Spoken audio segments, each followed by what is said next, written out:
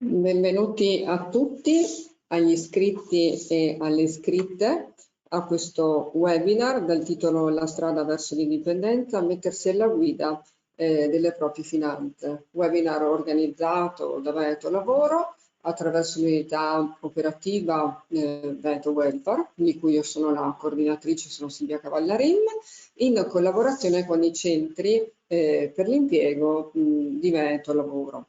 Il webinar rientra nelle iniziative promosse all'interno della Global Money Week, evento annuale promosso dall'OCSE, con l'obiettivo di sensibilizzare sull'importanza di acquisire conoscenze e abilità per prendere decisioni finanziarie per la propria esigenze e riguardo le proprie esigenze e possibilità economiche.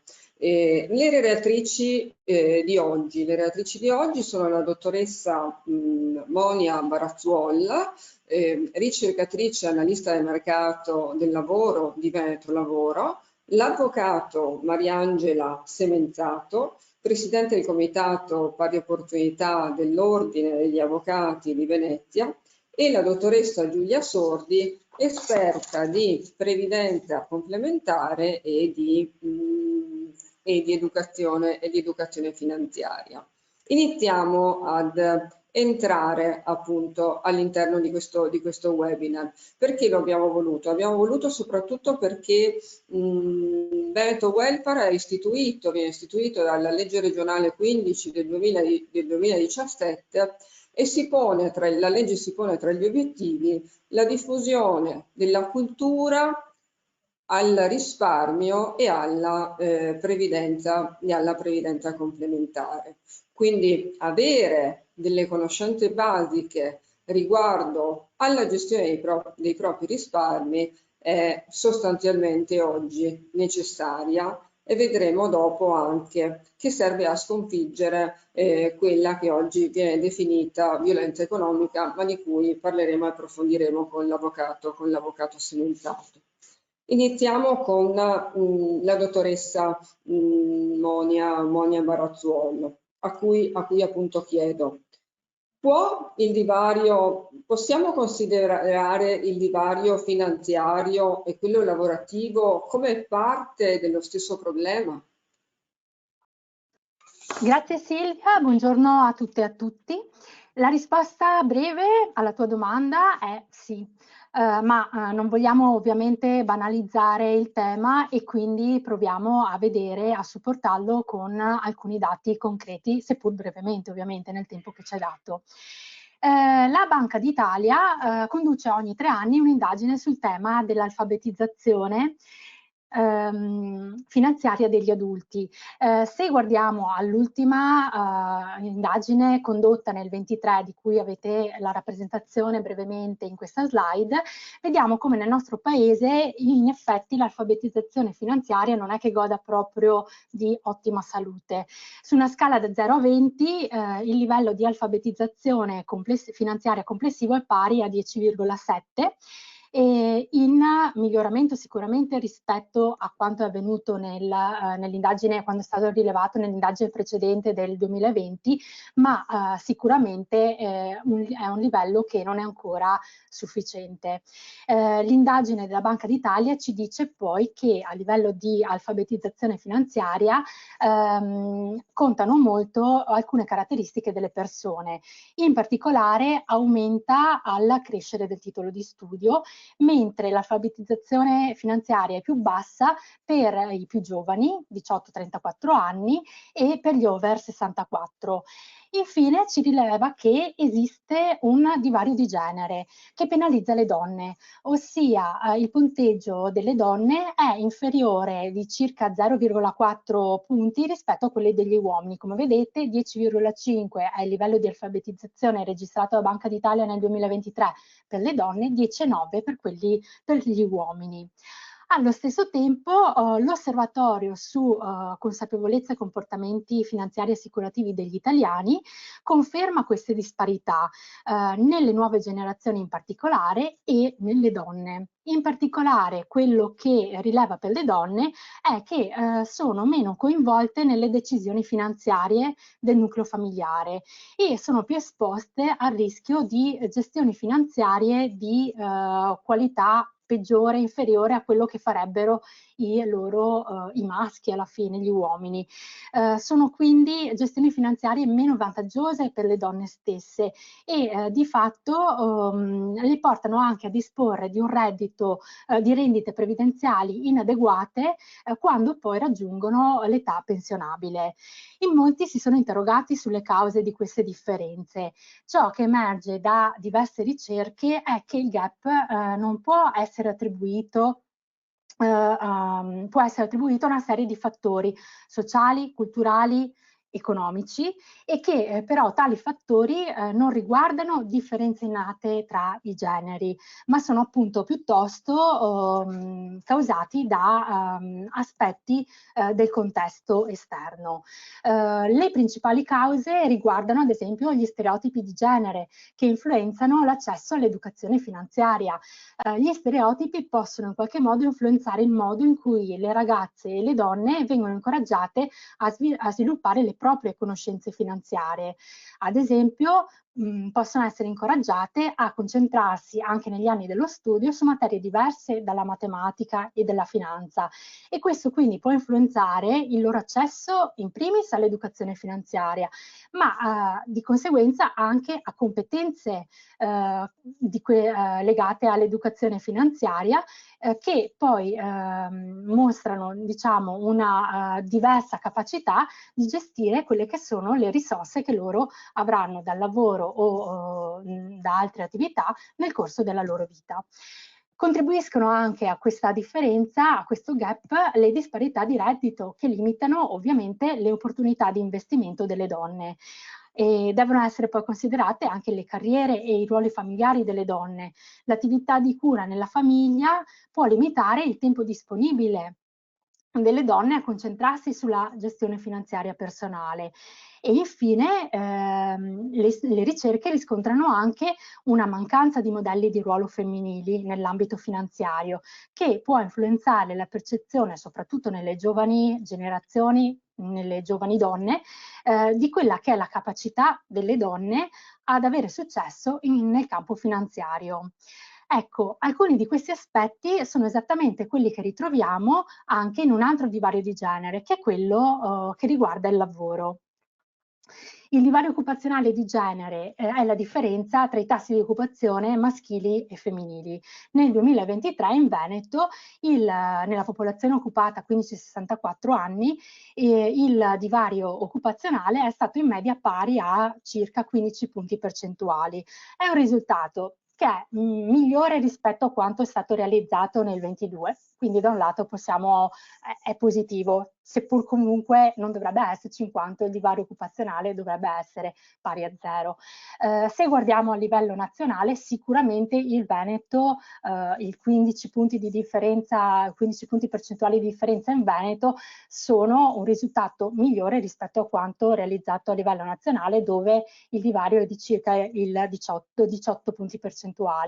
Ma di fatto, se guardiamo ad esempio all'Unione Europea, dove il divario occupazionale è mediamente di 9 punti percentuali, voi capite che la strada da fare anche nella nostra regione per colmare questo divario occupazionale è ancora molto lunga.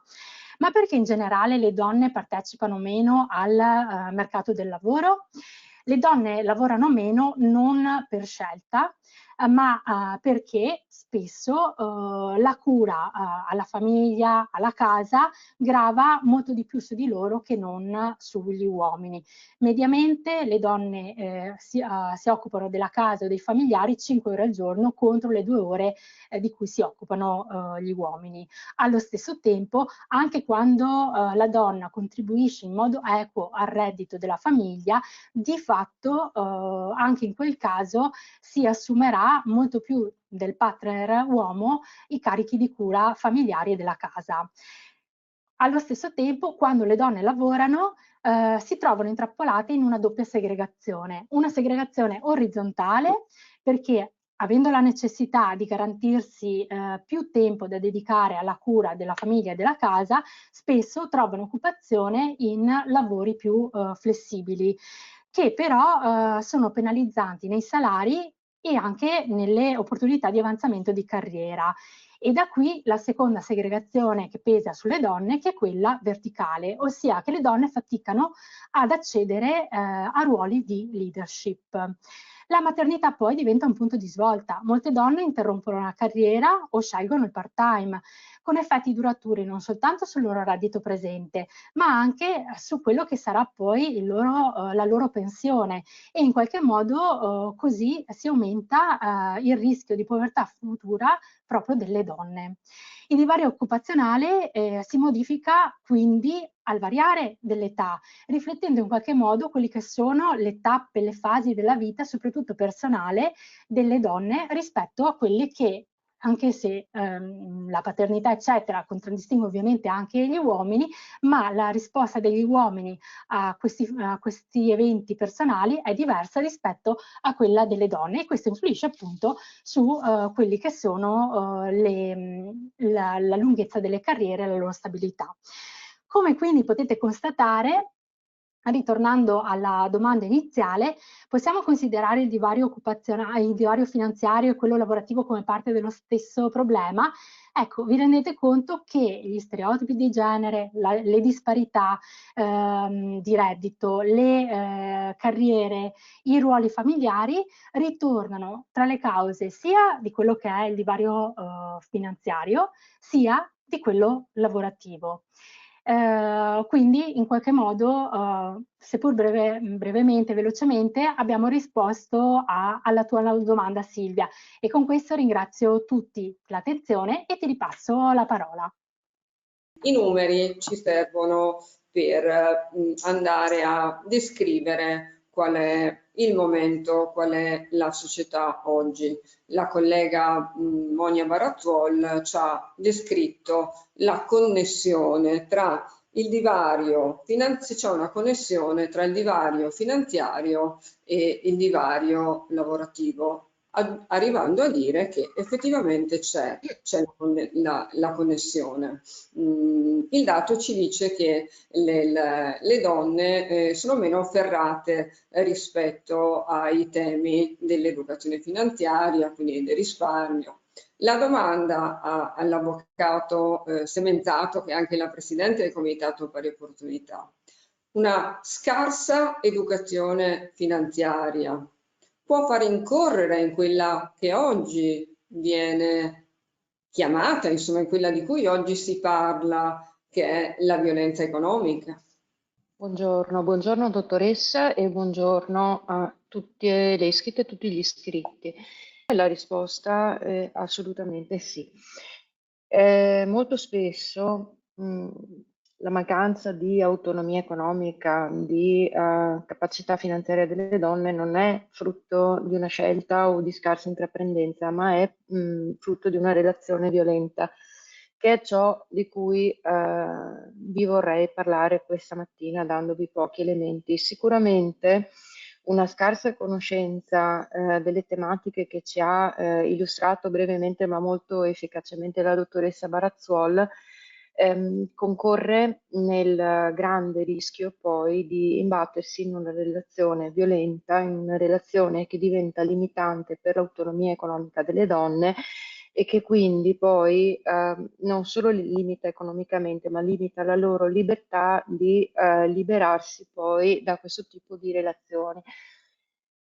Io stessa cerco velocemente di darvi qualche elemento, scusate perché vorrei condividere il mio schermo per intero, ma non lo riesco a trovare. Eccolo qui, perfetto. Noi sentiamo negli ultimi 2 anni soprattutto abbiamo sentito parlare molto di questa espressione, violenza economica. In realtà si tratta di un concetto che ci deriva dalla normativa internazionale, che a sua volta deriva da studi a livello internazionale di carattere europeo, relativi appunto derivanti dagli elementi che ci ha illustrato la dottoressa Barazzuol. Un portato a livello normativo di questi studi sono la Convenzione di Istanbul, che spero vediate qui nella slide che vi sto proiettando, che prevede tra le varie forme di violenza nei confronti delle donne anche la violenza economica, e la direttiva recentissima del 2024 che, richiamando la Convenzione, riconosce appunto tra le varie forme di violenza anche quella economica.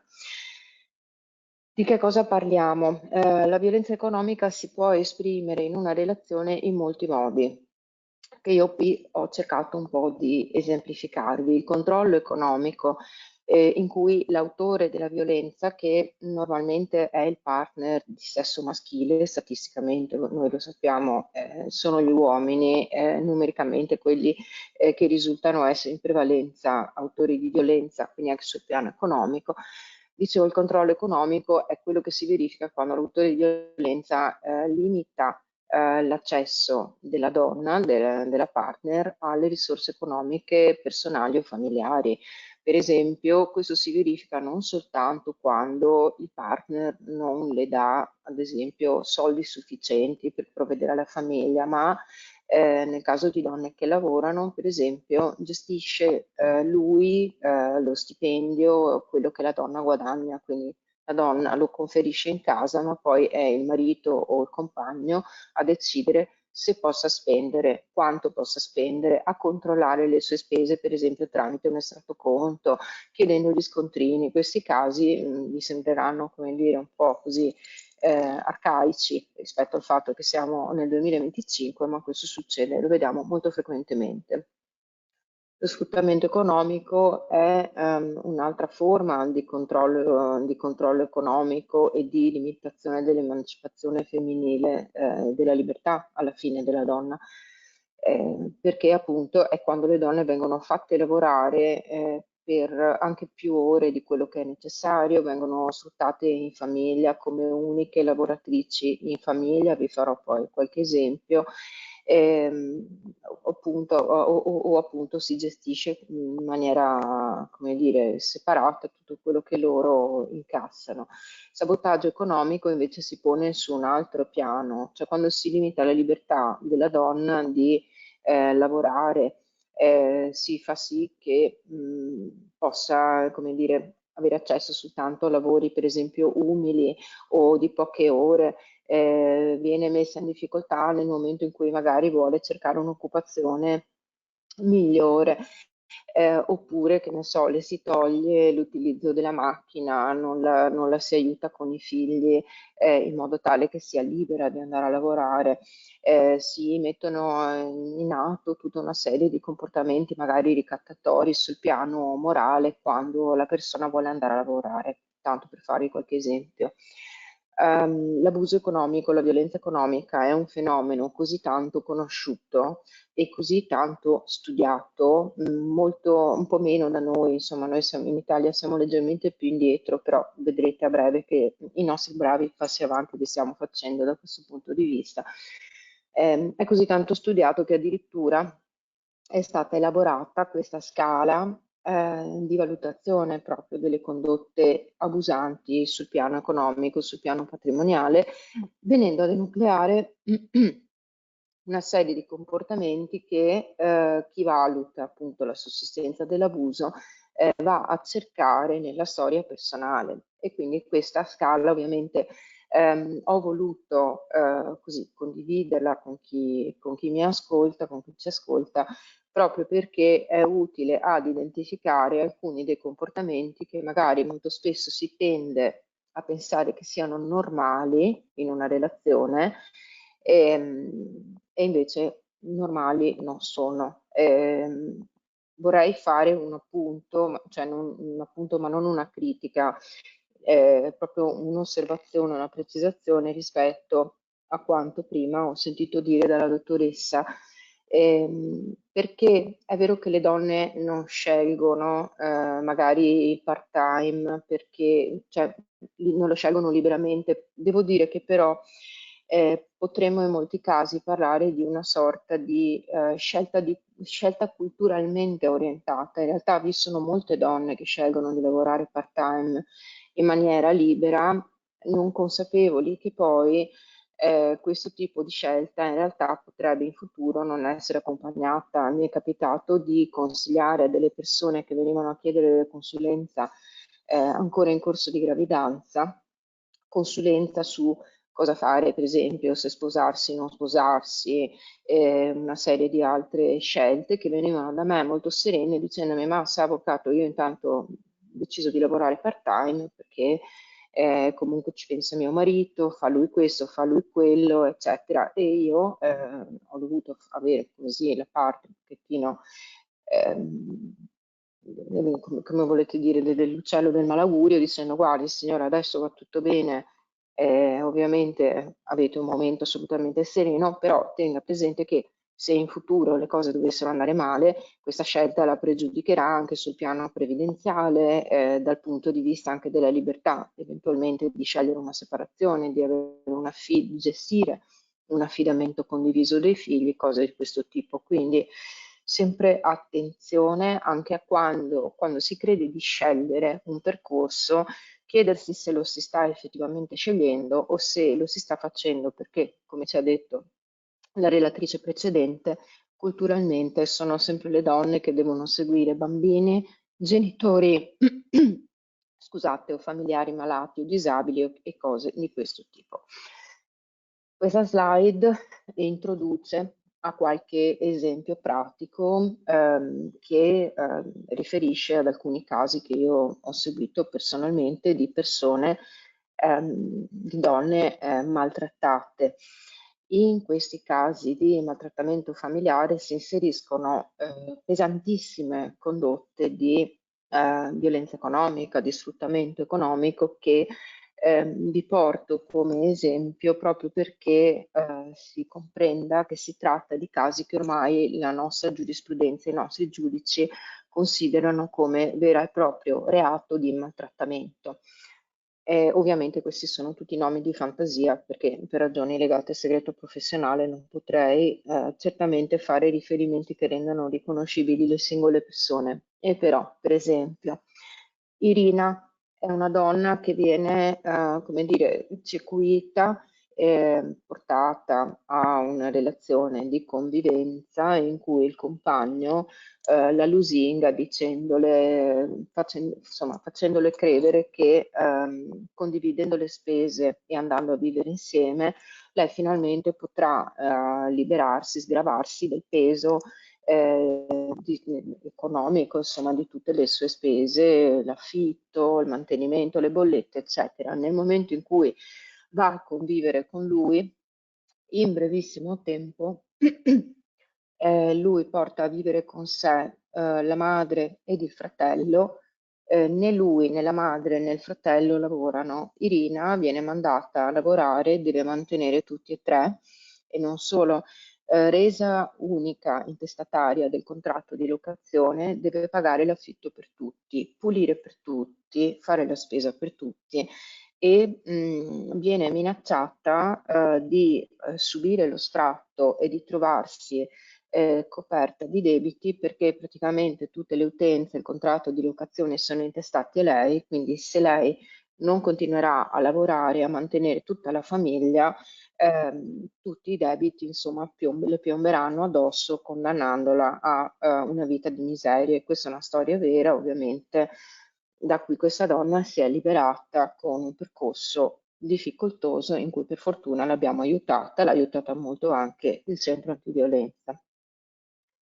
Un'altra, Anna, è madre di 3 figli che rimane a casa, rimane a casa dal lavoro nonostante la sua famiglia fosse titolare di un ristorante perché il marito non vuole che lei vada a lavorare. Lei lavorava in questo ristorante di famiglia come barista, come cameriera e il marito le fa continuamente scenate al lavoro sostenendo che utilizzasse il lavoro come occasione per incontrare altri uomini e quindi scenata dopo scenata, vergogna dopo vergogna, Anna smette di lavorare, si riduce a un punto tale che il marito, pur lavorando e avendo uno stipendio di 2000 euro al mese, non le dà l'importo di 15 euro alla settimana per comprare da mangiare e i pannolini per il bambino più piccolo. Questi sono casi assolutamente verificatisi. Ancora, Asha è una ragazza africana che viene in Africa convinta di aver trovato l'uomo della sua vita, arriva in Italia incinta, giovanissima, è arrivata in Italia con 1000 lusinghe, poi non le viene permesso di frequentare un corso di italiano che le permetta di comunicare con persone diverse dal marito e dalla suocera e nel momento in cui trova un lavoro come lavapiatti in un ristorante vicino a casa, il marito le dice se vuoi andare a lavorare prima devi mettere sul tavolo i soldi per pagare la babysitter. Ovviamente Asha non li ha e questo matrimonio si interrompe poi con una fuga grazie sempre all'aiuto di una casa rifugio. Un'altra storia è quella di Claudia. Claudia la chiamo così, in realtà è una donna anch'essa africana, madre di 3 figli. Dopo un matrimonio fatto di percosse e segregazione in casa, questa donna si ribella, riesce a fuggire, per mantenere i suoi 3 figli, finisce per fare 3 lavori, perché nel momento in cui scusate, lo lascia all'assegnazione della casa familiare, il marito si licenzia, non le passa più 1 euro di mantenimento e le causa perfino il pignoramento della casa da parte della banca perché non paga il mutuo. Questa donna tuttora fa 3 lavori per mantenere 3 figli, anche questa è una forma di sfruttamento economico che si perpetra e continua dopo la fine del matrimonio. Vi lascio anche questa, come dire, scaletta finale perché serve un po' a distinguere come dire, le relazioni maltrattanti da qualche segnale così che a volte noi possiamo cogliere molto prima che succedano le cose più gravi, mentre sulla destra della slide trovate l'indirizzo internet di un sito in cui potete fare la valutazione di pericolosità della vostra relazione. La mia presentazione si conclude qui e vi ringrazio. Grazie all'avvocato Sementato che ci deve lasciare perché è impegnata in tribunale, quindi noi vi ringraziamo. Il materiale che le relatrici stanno mostrando sarà sempre caricato nel nostro sito web. Ricordo a coloro che ci ascoltano che sul sito di Click Lavoro Veneto c'è uno spazio virtuale che si chiama Sportello Donna in cui potete trovare delle informazioni utili, tra cui gli indirizzi delle consigliere di parità, i riferimenti per i centri antiviolenza e anche delle specifiche riguardo al reddito di libertà. Non mi soffermo sul reddito di libertà, però vi do appunto questa indicazione rispetto a questo spazio virtuale che si chiama Sportello Donna. Allora entriamo in quello che è appunto il clou del webinar. Dopo aver visto i numeri e averli analizzati, aver visto che cos'è la violenza economica, diamo la parola alla dottoressa Giulia Sordi, che è esperta, diciamo esperta di finanza. Allora, la domanda è questa. Allora, la parola chiave per affrancarsi da una forma di violenza come quella appena descritta è l'indipendenza, no? E allora, l'indipendenza economica passa attraverso la consapevolezza delle proprie finanze e dell'avere la capacità di poter pianificare rispetto alle proprie finanze e quindi di avere delle conoscenze e delle abilità. Prego Giulia, a te la parola. Grazie e buongiorno a tutti e buongiorno a tutte. L'hai detto correttamente, la pianificazione finanziaria è un processo che ci aiuta a gestire in modo efficace il raggiungimento di alcuni obiettivi che possiamo definire di breve, di medio, di lungo o di lunghissimo periodo. Ovvio che per poterlo fare è necessario avere una sorta di piccolo kit informativo.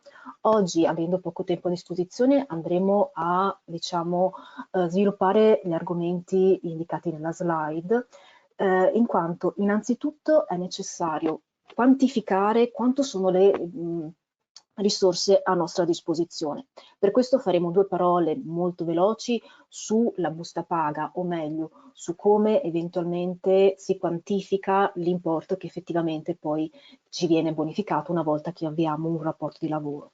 Dopodiché andremo a individuare degli obiettivi di breve, quindi immagino magari l'apertura di un conto corrente, la gestione delle spese di ogni giorno, un obiettivo di medio, quindi abbiamo immaginato l'apertura di un finanziamento, magari per acquistare un'auto o un altro bene o servizio, e poi andremo su un argomento abbastanza importante, lo hanno accennato anche le relatrici che mi hanno anticipato, ovvero la relazione tra lavoro e pensione e avendo poi sentito anche i dati, ci sono stati i dati in premessa, la necessità in molti casi, se non in tutti i casi, di andare a integrare attraverso un piano di risparmio quella cosa che una volta era solo un diritto, la pensione, ma oggi diventa sempre più un progetto di vita nel quale noi dobbiamo diventare protagonisti.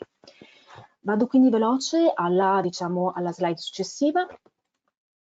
Ok, e quindi in questa prima slide andremo a capire, leggendo una busta paga, la differenza tra lordo e netto, o meglio, capire quanto è il peso di due elementi che ovviamente costituiscono la busta paga, ovvero i contributi previdenziali e l'effetto IRPEF, e poi andremo a chiarire bene un elemento reddituale che molto spesso, che è sempre presente nella busta paga, ma molto spesso non viene conosciuto, o meglio, non viene, tutte le sue potenzialità non sono ben conosciute, ed è il TFR.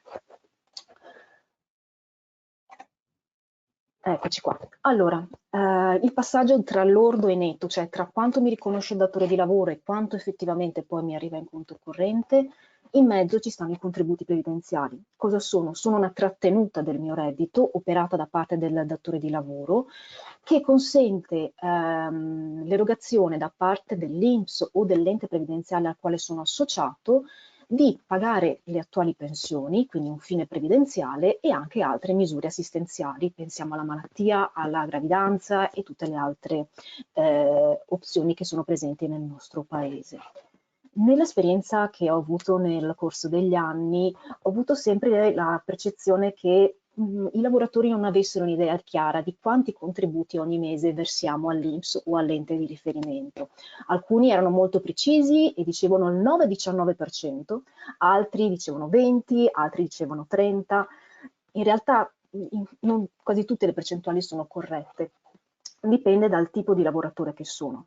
Nel caso specifico, se io sono un lavoratore dipendente, i contributi che ogni mese vengono versati all'INPS corrispondono al 33% della mia retribuzione. Sembra effettivamente un'enormità, più di un terzo del mio stipendio, ma in realtà quello che grava di più sul mio stipendio, sul mio lordo, è il 9,19, che è la quota che pago io direttamente per la costruzione della mia pensione. La rimanente parte, quindi circa un 23%, è a carico del datore di lavoro. Noi non lo vediamo direttamente nella busta paga, lo vedremo nella CU, cioè nel documento che il datore di lavoro ci dà nei primi mesi successivi alla fine dell'anno, e entrambi, quindi per il totale del 33%, vanno a costruire questa sorta di zainetto contributivo presso l'INPS o presso gli enti di riferimento, che vanno a costruire appunto la nostra pensione. È inevitabile dedurre che la durata di quanto verso e quindi quanto lavoro influenza fortemente il risultato finale, ovvero la pensione. Di questo andremo più in particolare a parlare alla fine della presentazione con un approfondimento ad hoc. Abbiamo detto quindi dal lordo si tolgono i contributi previdenziali e si tolgono anche le imposte. Nel nostro caso è l'IRPEF, che è l'imposta sul reddito delle persone fisiche. In Italia l'IRPEF ha subito una serie di variazioni anche negli ultimi anni. Questa è l'impostazione attuale, che prevede che per redditi fino a 28.000 euro la percentuale applicata di tasse trattenute è pari al 23%. Per redditi superiori, vedete, ci sono vengono definiti scaglioni, 35% per i redditi che vanno dal 28 al 50.000 euro e 43% per i redditi superiori al 50%. Un errore comune è quello di pensare che se io ho, per esempio, un reddito da 30.000 euro, essendo che è superiore a 28.000 euro, su tutti i 30.000 euro venga applicata la tassazione al 35%. In realtà è proporzionale, quindi fino ai 28.000 euro la tassazione IRPEF sarà pari al 23%, dai 28.000 ai 30.000 euro, quindi per i 2.000 euro eccedenti ai 28.000 euro, la tassazione è quella del 35%, quindi cresce sulle differenze in base al reddito accumulato. Attenzione che le percentuali che ho appena nominato sono le percentuali nazionali. A queste bisogna aggiungere le addizionali comunali e regionali che variano di territorio in territorio, ma mediamente sono all'incirca pari al 2% o poco meno. Quindi globalmente le percentuali sarebbero 25%, 37% e 45%. Poi per fortuna nel nostro paese ci sono una serie di misure che vanno ad sostenere il reddito, penso all'assegno unico per la famiglia, per i figli e altre cose che al netto dei contributi previdenziali, al netto dell'applicazione dell'IRPEF mi fanno comunque crescere un po' di più il mio reddito. Una parte appunto del mio reddito che però non percepisco subito è il TFR. È a tutti gli effetti un pezzo di retribuzione. Scusate, ma non vedo la slide che arriva. Ecco, sono stata troppo. Eccoci qua. È il TFR, è l'acronimo di trattamento di fine rapporto ed è un pezzo di retribuzione che il datore di lavoro trattiene, non mi riconosce subito ed è pari circa al 6,91% del mio stipendio. Mediamente in un anno corrisponde a una busta paga, a uno stipendio lordo. E quando mi viene data questa cifra? Beh, la risposta è dipende, perché posso riceverlo alla cessazione del rapporto di lavoro, quindi effettivamente se io lavoro 10 anni presso un datore di lavoro, alla fine del periodo mi verrà dato appunto circa 10 mensilità, sotto forma di anticipo, nel senso che io posso chiedere al mio datore di lavoro di ricevere queste somme prima di concludere il rapporto di lavoro con lui, soprattutto ovviamente se è un contratto che dura da moltissimi anni. Attenzione che però ci sono delle regole che il datore di lavoro deve rispettare per poter erogare queste somme, oppure, e qua poi ci riagganciamo all'argomento sulle pensioni che tratteremo più avanti, lo si può destinare a un fondo pensione, ovvero alla previdenza complementare, un pezzo di risparmio che ha una finalità che si chiama appunto pensione. Definiti in modo, mi rendo conto, molto veloce e molto approssimativo, come definire un po' le risorse economiche che io posso avere alla fine di un rapporto di lavoro per effetto dell'apertura di un rapporto di lavoro, andiamo ora a capire come poter utilizzare queste risorse nella vita quotidiana. Eccoci qua. Allora, innanzitutto partiamo dalle cose basiche, ok? L'apertura di un conto corrente. Ora, due dati anche qui per creare un po' di contesto se vogliamo un attimo focalizzare sulla situazione delle donne. Oltre quasi il 18% delle donne non ha un conto corrente personale. Questo perché alcune proprio non hanno un conto corrente, per fortuna solamente un 5% di queste, oppure il 13% ha un conto corrente ma è unicamente cointestato. I conti cointestati, diciamo, vedete, raggruppano sia il 13% che poi anche il 24% di donne che però hanno anche un conto personale. È quindi bene fare una precisa distinzione tra i conti correnti a firme congiunte e a quelli a firma disgiunta, perché c'è ovviamente una differenza notevole. Se io apro un conto corrente a firma congiunta con una o più altre persone, io non sono libera di fare operazioni in autonomia, nel senso che per anche fare un semplice bonifico ho la necessità di ricevere la firma, fisica o digitale, di tutti gli altri cointestati del conto. E quindi ovviamente qua può essere uno strumento utile in determinate situazioni, ma limita molto la libertà di azione dei singoli intestatari. Il conto corrente a firme disgiunte, invece, il conto è cointestato agli intestatari, ma ognuno è libero di fare le operazioni che meglio ritiene nelle tempistiche che ritiene. Quindi effettivamente molta più flessibilità. Se dovessi dare dei consigli su mi trovo a dover aprire un conto corrente, sto valutando se cambiare il conto corrente, cosa devo fare, innanzitutto la prima soluzione, la prima indicazione che darei è confrontate più opzioni. So che a volte è difficile, i prospetti informativi sono scritti in un linguaggio a noi anche molto sconosciuto, però almeno fare 2, 3, 4 comparazioni di istituti di credito diversi e in quell'occasione andare a verificare cosa? Uno, lo vedete nella slide, ICC è un indice che è un indicatore dei costi complessivi di diciamo, di quell'istituto bancario in un singolo anno. Può dare un'idea di quanto una banca costa rispetto all'altra e allo stesso momento anche andare a fare una sorta di autoanalisi sulla mia situazione personale su quali sono le operazioni che io faccio maggiormente. Sono una persona che è interessata al conto corrente solamente perché vuole accreditare lo stipendio o magari sono anche interessata alla domiciliazione delle bollette, cioè al fatto di pagare in automatico le bollette. Oppure per ragioni mie personali ho la necessità di fare tanti bonifici in un mese o in un periodo di tempo delimitato.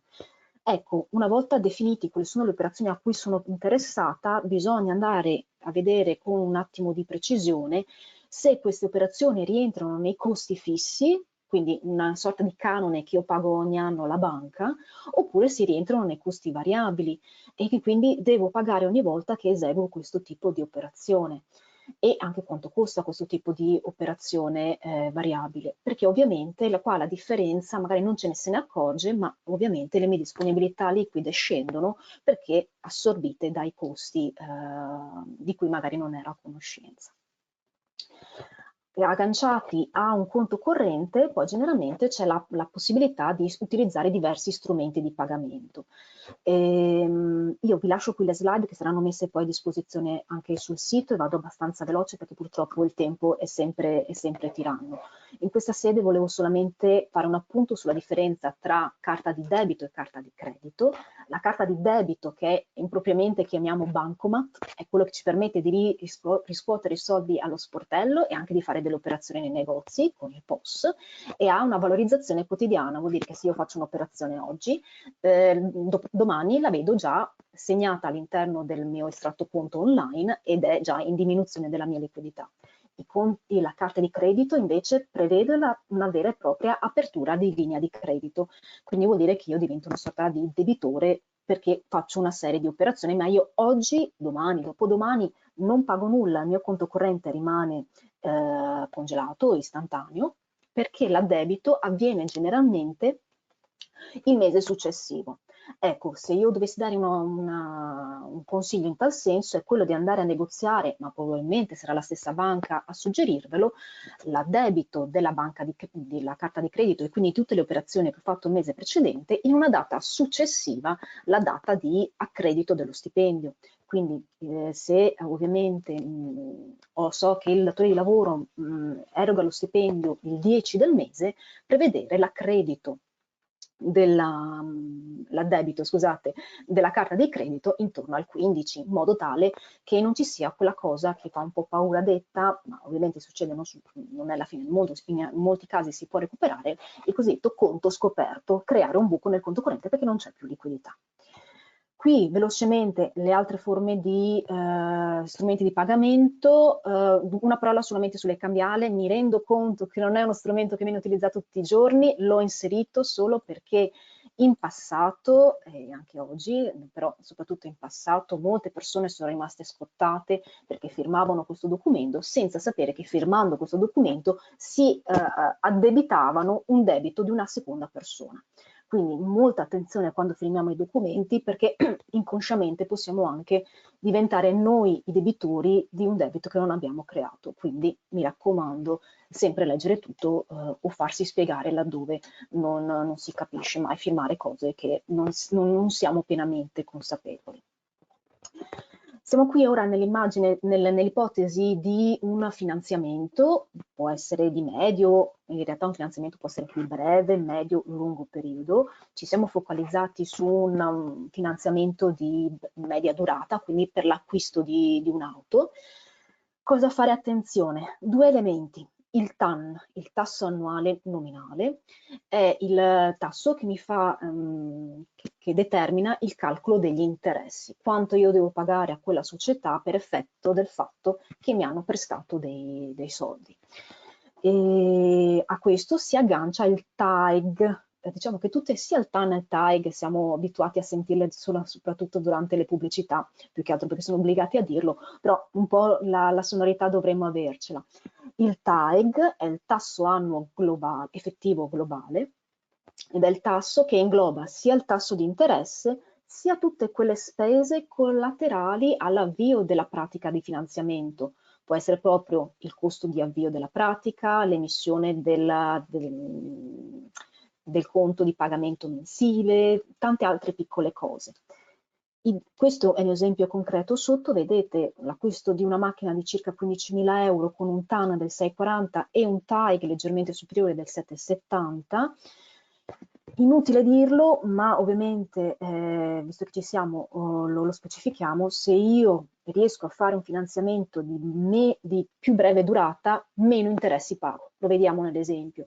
Se ho un finanziamento della durata di 5 anni, ovviamente ho una rata mensile più importante, in questo caso sono 290 euro al mese, ma gli interessi alla fine del periodo dei 5 anni si fermano, se possiamo dire così, a circa 2.500 euro. In un periodo più lungo e una rata più bassa, stiamo parlando di circa 170 euro mensili, ma come ho detto per 10 anni, gli interessi dovuti aumentano e aumentano quasi del doppio, proprio perché noi rimaniamo debitori di un finanziamento per più lungo periodo e la società vuole, giustamente o no, essere ricompensata di questo prestito dei soldi. Quindi anche in questo caso fare una valutazione tra più operatori e valutare in base alle risorse effettive che io prevedo di avere dopo il pagamento magari delle spese quotidiane per poter andare a pagare questo prestito o finanziamento. E siamo arrivati un attimo al clou della presentazione, ovvero a quello che io definisco risparmio previdenziale. Una cosa che anche qui ho notato nel corso degli anni, chi più o chi o meno non ha ancora pienamente la percezione di quanto le pensioni sono cambiate. Cambiate non da 5-10 anni, ma in realtà da oltre 30, perché è stato nel 1993 il momento in cui è stata emanata la riforma Dini, che ha inserito il cosiddetto sistema di calcolo contributivo, dicendo sostanzialmente addio al sistema di calcolo retributivo, sistema con il quale sono andati in pensione i nostri nonni e probabilmente anche qualche nostro genitore. Con il sistema contributivo la nostra pensione come viene determinata? Viene determinata da quanto verso, abbiamo detto all'inizio, se sono un lavoratore dipendente, circa il 33% della mia stipendio lordo, ma soprattutto per quanto tempo. Dipende anche da come va l'andamento del PIL italiano, in quanto è, diciamo, è come se fosse un tasso di interesse positivo per noi, e quindi se l'economia cresce anche la nostra pensione cresce, questo ovviamente ci fa piacere.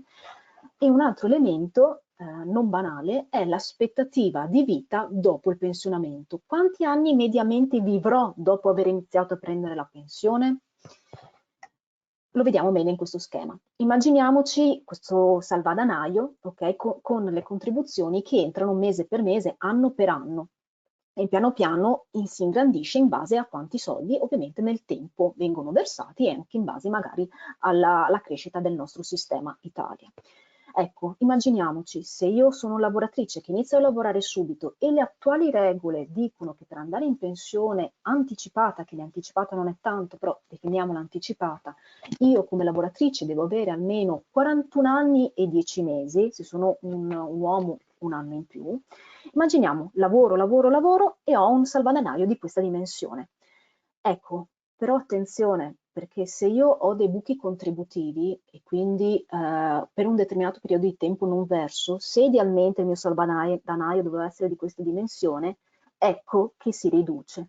Se io, si diceva prima, per decisioni mie o imposte o per convinzioni, decido di passare da un lavoro a carattere full time a un part time, meno lavoro, meno contributi, il mio salvadanaio viene, diciamo, viene a ridursi rispetto all'ideale, rispetto a quello che magari un uomo nel suo percorso riesce ad ottenere. Ecco, a prescindere dalla grandezza del mio salvadanaio, questo salvadanaio mi deve essere poi restituito in forma di pensione. E come mi viene restituito? Mi viene restituito in base, come si diceva prima, agli anni di aspettativa di vita dopo il pensionamento. Vado a lavorare, scusate, riesco ad accedere al pensionamento a 64 anni e l'aspettativa di vita per le donne dopo il pensionamento è 84, il mio maialino mi deve essere dato in 20 fette di affettato, no, scherzo, in 20 momenti, in 20 tranche, in 20 tipi di pensione. Ecco che è un modello in realtà facile da spiegare e anche da costruire, però non tiene conto di una serie di elementi, come abbiamo detto, periodi di discontinuità lavorativa, persone che appunto lavorano non in modo full time ma in modo part time. Poi ovviamente incide anche molto come sarà la demografia del nostro paese, perché lo sentiamo tutti i giorni che l'Italia fa sempre meno figli e ci saranno sempre meno lavoratori. Però ricordiamoci che adesso noi paghiamo le pensioni per gli attuali pensionati e se in futuro ci saranno meno lavoratori, chi pagherà le pensioni di chi se l'è costruita nel corso del tempo? Quindi veramente una serie di incognite che è bene tenere in considerazione se noi riteniamo come obiettivo fondamentale per la nostra indipendenza avere una sicurezza economica chiamata pensione quando finalmente si spera, si arriverà al traguardo pensione. Mi sono sempre immaginata dopo la pensione di togliermi degli sfizi, di girare il mondo, di aiutare i miei figli con i nipoti, di dedicarmi al mio hobby. Ecco, se ho delle risorse limitate, probabilmente non è che me li godo proprio bene questi momenti. Per questo, di fianco alla pensione pubblica, sempre più maggiore diventerà, ed è già, il ruolo della previdenza complementare, ovvero il progetto di fare una sorta di risparmio con l'obiettivo pensione. E mi rendo conto, da una parte fa nervoso, perché dico, i miei nonni, i miei genitori non hanno fatto questo, perché ho questo ulteriore peso sulle spalle da sopportare, ma dall'altra parte la consapevolezza che se io non faccio nulla sarò io che peserò sui miei figli. Quindi cosa voglio? Voglio essere autonoma o voglio spostare il, diciamo, problema più in là perché mi è più comodo spostare il problema più in là e aspettare che forse qualcuno lo risolva per me. Ognuno di noi è diverso e non è detto che una è meglio dell'altra. Io, per come sono fatta, sono una persona che se vedo un problema cerco di risolverlo e cerco di organizzarmi. Ci sono diverse soluzioni rispetto al punto di domanda sulla previdenza e sulle pensioni. Uno di questi è sicuramente i fondi pensione, ovvero la previdenza complementare, che è una forma di investimento di ovviamente medio, lungo, lunghissimo periodo per chi si appresta ora a entrare nel mondo del lavoro, che vuole dare una risposta al quanto riceverò alla pensione e anche quando, perché ovviamente la prospettiva di lavorare fino a 70 anni a un ventenne non è che possa essere proprio la cosa più ideale del mondo, quindi meglio organizzarsi per avere uno set di risorse economiche da utilizzare per il problema, definiamolo così, per l'obiettivo pensione. Come si costruisce la pensione? Vado molto veloce, mi spiace, però il tempo è scarso. Poi ovviamente se avete piacere di fare delle domande, siamo qui ovviamente a disposizione in forma di risposta. Come si costruisce un fondo pensione, un risparmio previdenziale? Ecco che rientra in gioco il nostro amico, definiamolo così, TFR. È una forma di risparmio che io maturo ogni mese, non incide direttamente nella mia busta paga, quindi oggi non devo rinunciare a nulla per costruire questo tipo di risparmio, perché comunque il datore di lavoro non me lo verserebbe nella busta paga oggi, e inoltre se io lo destino alla previdenza complementare beneficio di un vantaggio fiscale. Dette in parole povere, pago meno tasse rispetto a tenerli in busta paga, che significa lasciarli in azienda sostanzialmente. In più, in alcune forme di fondi pensione, il datore di lavoro contribuisce attivamente alla costruzione del risparmio previdenziale dei propri dipendenti, in quanto versa una quota extra di retribuzione direttamente nel fondo pensione. Se io non apro un fondo pensione, e vedremo quale tipo di fondo pensione, attenzione che io questo contributo lo perdo, questo pezzo di retribuzione il datore di lavoro semplicemente non me lo riconosce. Quindi talvolta è un peccato rinunciare. A volte per poter ricevere il contributo azienda viene chiesto un risparmio minimo a carico del lavoratore. Stiamo parlando di un 1 o un 2% della busta paga, 10, 20, 25 euro al mese, però per averne altrettanti pagati dal datore di lavoro. E attenzione, in Veneto e nel settore dell'artigianato del Veneto, alcuni settori prevedono anche il riconoscimento del contributo azienda senza avere il contributo minimo da parte del lavoratore. Anche qui informarsi potrebbe essere effettivamente una scelta che poi va a influire positivamente sul mio futuro. Chiudo, anche se ho slide successive, ma non voglio rubare ulteriore tempo, chi presta fondi pensione, no, presta non è il termine giusto, chi eroga fondi pensione. Innanzitutto ci sono i fondi pensione contrattuali, negoziali detti anche, lo si sente dal nome, derivano dal contratto di lavoro o da accordi territoriali presenti in alcune regioni, e consentono e sono aperti ad una ristretta cerchia di lavoratori. Per esempio, i fondi nazionali sono rivolti ai lavoratori che lavorano in un unico settore. Tutti i lavoratori del metalmeccanico, tutti i lavoratori della chimica e così via, hanno un unico fondo pensione di riferimento. I fondi territoriali invece guardano ai lavoratori di una determinata area geografica. Poi ci sono i fondi pensione aperti, quindi sono promossi generalmente dalla rete bancaria e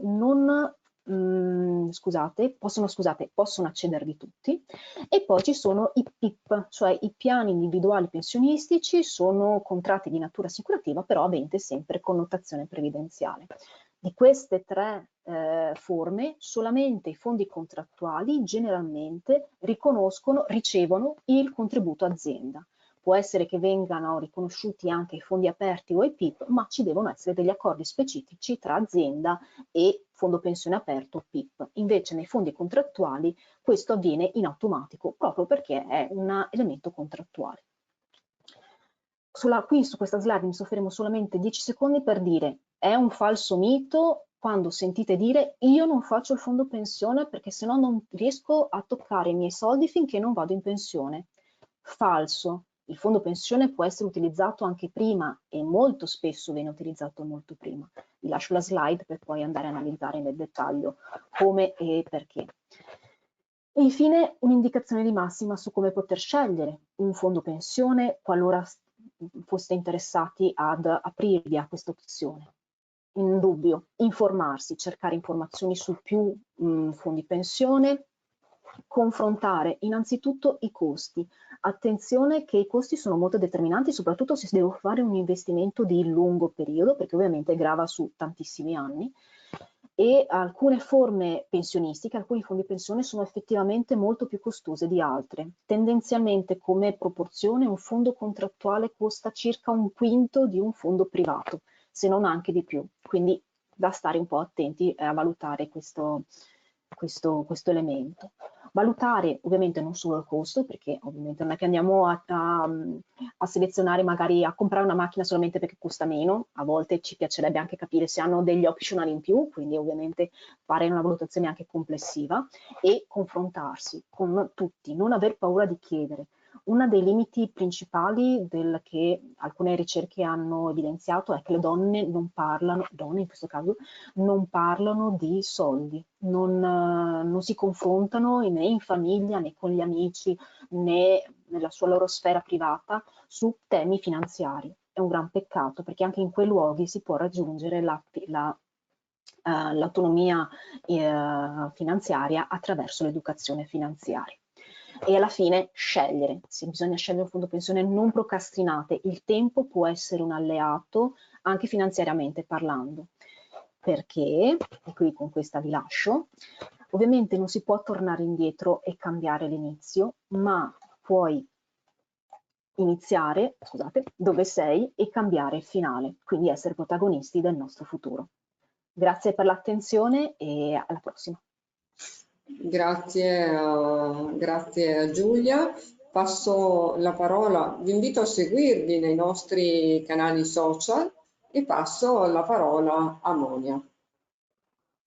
Grazie, io volevo soltanto mostrarvi la pagina dedicata a questo seminario in cui appunto, come vi anticipava prima Silvia, abbiamo raccolto alcuni strumenti utili, alcune fonti su cui potete andare a leggere, a informarvi e tenervi poi aggiornati anche nel corso del tempo sui temi che un po' abbiamo cercato di sviluppare in questa mattina. L'indirizzo della pagina web dove si trovano questi materiali è questo che vi ho indicato e che vi mostro in questo momento. Adesso si collega, li trovate tutti qui a fine pagina e in questo stesso spazio metteremo poi le nostre relazioni e quindi se vi interessa riprendere qualche tema che abbiamo trattato le troverete qui a partire dai prossimi giorni. Buongiorno dalla regia, so che l'avvocato Semenzato forse ha piacere di mostrare una sentenza, quindi abbiamo ancora qualche minuto. Prego, avvocato, grazie. Questa è una sentenza, come vedete, che è stata pubblicata, la motivazione è stata depositata 2 giorni fa, il 17 marzo 2025, attualmente si ritrova solamente qualche commento stampa, poca cosa. È una sentenza molto importante della Corte di Cassazione in sezione penale perché riconosce proprio i comportamenti che prima vi ho descritto come comportamenti di maltrattamento sul piano economico.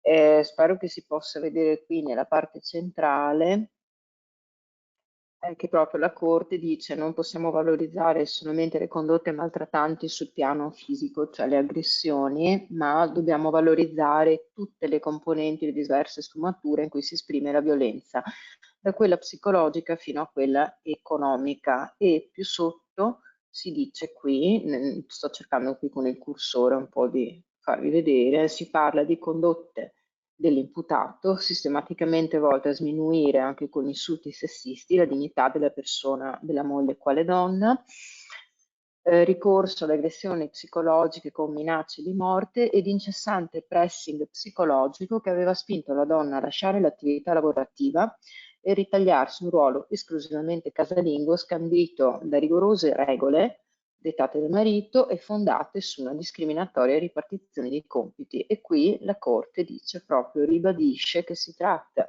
di una relazione di coppia fondata su una relazione relazione di dominazione e di controllo della libertà, tale da incidere apprezzabilmente sull'autonomia, sulla dignità e sull'integrità morale, nonché proprio sulla sua capacità lavorativa, possibilità di lavorare. Questa è una sentenza estremamente importante, perché ce ne sono ancora molto poche, come vi dicevo, ma sicuramente questa farà strada. Ecco, vi ringrazio, scusatemi che vi ho portato via questo altro tempo e vi saluto. Sono a disposizione per domande eventualmente a distanza che mi perverranno. Grazie molte. Grazie a tutti coloro che ci hanno seguito e grazie alle relatrici e buon proseguimento di giornata.